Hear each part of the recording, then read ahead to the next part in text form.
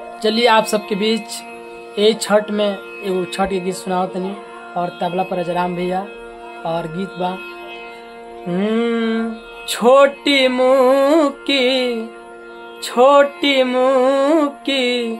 अरे माली न बिटिया के लामी लामी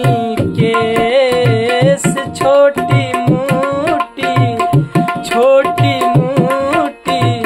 माली न बिटिया